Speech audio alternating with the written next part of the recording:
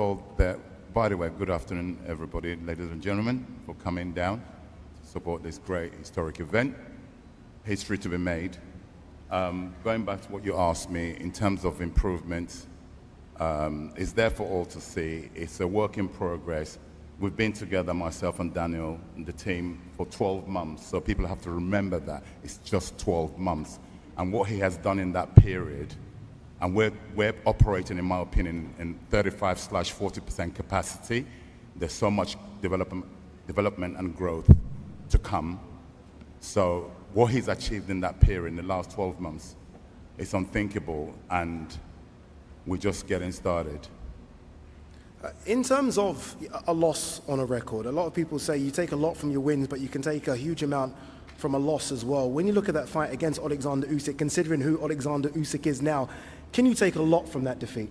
Most definitely. Every disappointment, every time you go out there, whether you don't succeed, you learn from, whether it's a good or bad experience, it's still an experience and you learn from them.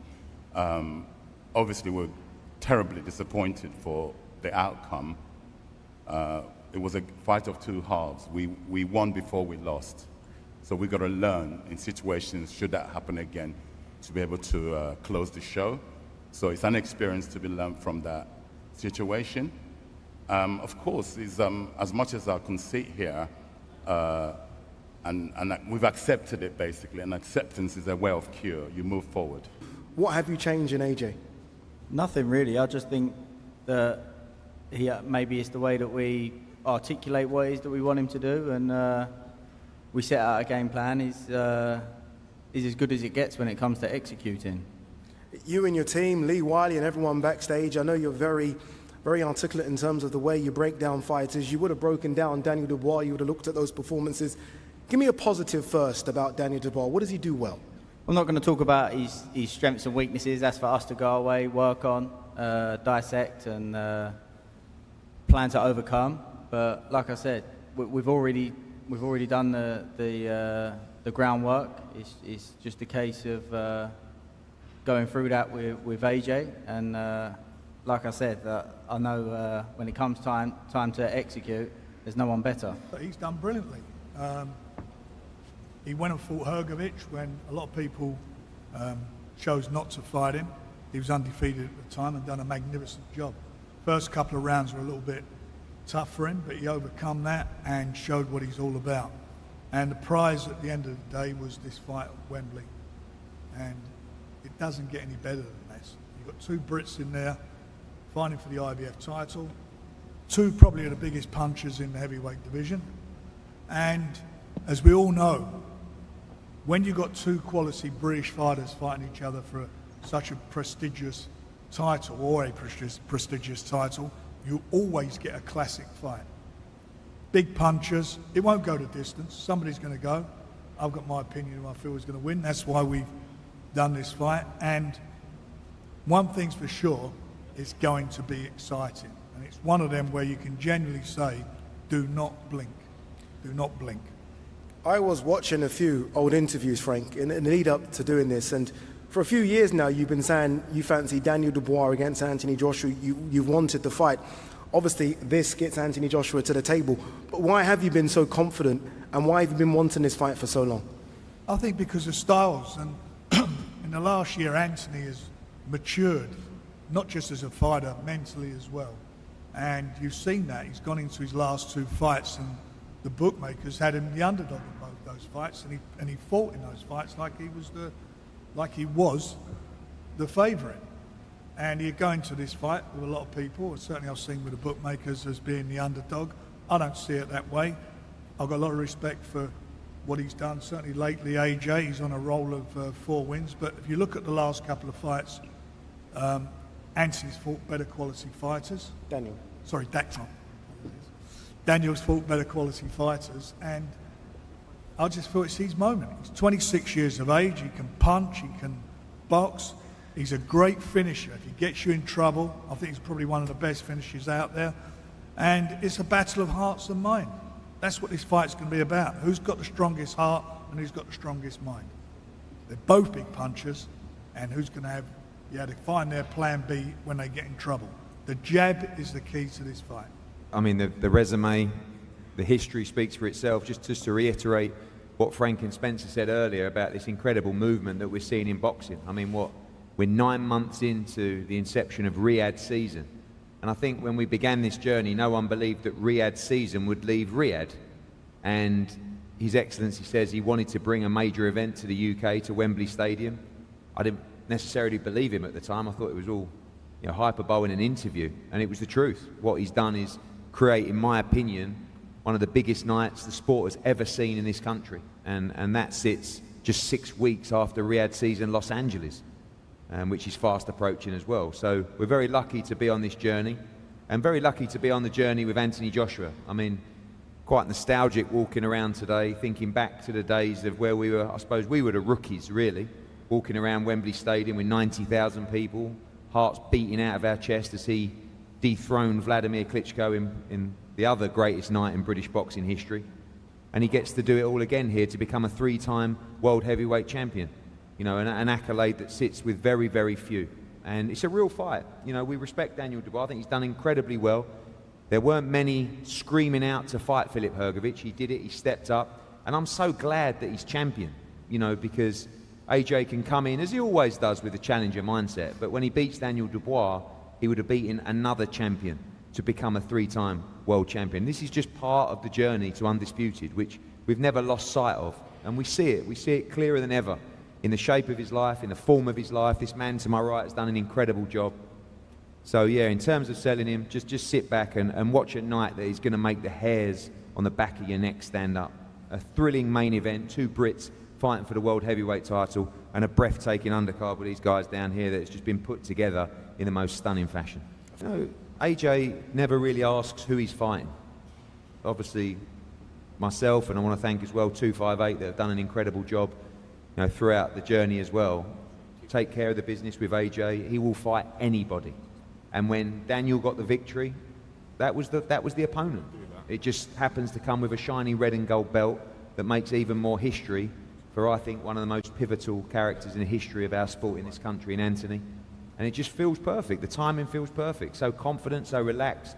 It's just like bread and butter for Anthony Joshua these days. Another stadium, another big challenge, more pressure, ready to do the business. Yeah, a little bit, finding out. You know, I would have loved to win it on the night of my last fight, but, you know, here we are. You know, I'm grateful, I'm blessed, and, you know, we keep going. Have you found out something about yourself with your last 2 performances? You had to dig really deep against Jarrell Miller. You found something. You found that second win and got the late stoppage. You had to dig really deep against Filip Hrgović, and you found something there as well. Do you feel like you're finding something out about yourself after every single fight? Definitely, I'm learning more about myself, how to be, you know, as a fighter, as a person, you know, coming out of the darkness, going into the light, and, you know, being the man of the future, and, you know, improving all around as a fighter and athlete. So, yeah, really up for this, ready to go. I asked Frank about the call-outs for AJ. You've also been calling out Anthony Joshua for a while. For a long time, he was the top dog. Was that the call-out, or was there anything else in it? That's just where I'm aiming for, to be the best, you know, to fight the best and beat the best. And, you know, AJ's been the king for a long time, and, you know, we all know he's been the king for a very long time, and on the night I need to become a king slayer, and that's my goal, and that's the mission at hand, so I'm just ready to go. You are underdog in this fight. That doesn't really mean much because you've been underdog against Jarrell Miller and you were underdog against Filip Hrgović. How confident are you, Daniel, that you can get the job done September 21st? I'm ready to let my fist do the talking, you know. I'm 100% ready to go. I'm going to go to camp, focus, and train like a beast. So, yeah, bring it on. Yeah, correct. Next man up. Congratulations to Daniel for winning his last fight. I went out there to watch it live, and we're here now. And before I carry on, we have to give a shout out to all the promoters on the table for bringing this card together, and especially His Excellency as well, because, you know, he's brought me some unbelievable opportunities to fight, and this one is near enough topping it, bringing Riyadh season to the UK. Phenomenal opportunity. But yeah, as I said, I went out there to watch the fight. Good fight between the two of them, Hrgović and Dubois. I picked Dubois to win as well. Yep. I watched boxing closely, and I picked him before, and it came true, and we're here. So I've been having Dubois on my mind for a while, and he'll be on my mind for the next 12 weeks until I get my hand raised. You say you've had him on your mind for a while. I mean, you've always been linked with Deontay Wilder and potentially a Joseph Parker rematch. Tyson Fury's name has been mentioned for the past decade. Yeah. Not much Daniel Dubois. So you've had to almost, I guess, realign your mind quite quickly, right, recently, because he's not really been thought of as your opponent. No, not like the way they mention like Fury or they mention Wilder. Not in that same breath, but I'm not silly either. I know the game. We're all in the wild, innit? We're a pack of lions and we're hunters, so I've got to keep my eyes peeled. I can't just focus on those two and not worry about anyone else. So I've always kept my eyes peeled on Daniel and the rest of the heavyweights as well. So whoever it was going to be in there on that seat, I would have still been ready to fight September. So yeah, it just happens to be him now. Is the carrot being dangled, that extra kind of cream on top, if you like, the fact that you are looking to become a three-time heavyweight champion of the world? Not necessarily, if I'm honest with you, because the goal is just getting through a successful training camp, doing exactly what I need to do, instructed by my team and my coach, and then performing on the night, and then the shiny stuff comes at a later date. But for me, the goal is just to kind of focus on what's in front of me, and that's a good training camp, it's a good performance, and everything else comes after that.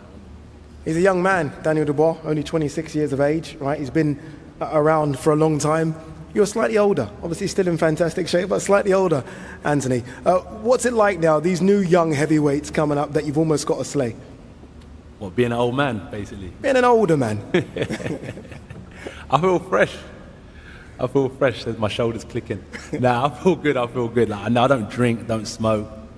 Have a little turn up now and again, but I still don't drink, don't smoke. And that's about it. That's my only vice, just socializing. So I feel good. Thank God I didn't get caught up in no antics outside of boxing. I use boxing as a path to keep me on the straight and narrow. I didn't use it as a path to kind of take me off it. So yeah, young fighters coming up, look after your bodies, look after your minds. It will pay dividends in the long run. So for this fight here with Daniel, it don't matter if I was 35 and he was 15, 20, 25. It don't matter. It's just a fight and I'm in peak condition. I feel good, I feel strong. So yeah, age is just a number in this one. Is the big plan here, Eddie, potentially, if AJ comes through this one, to fight the winner of Tyson Fury and Alexander Usyk? I think the answer from AJ would, of course, be September 21. But as a team, we have a plan, we have a vision, and we've always believed he will be undisputed champion.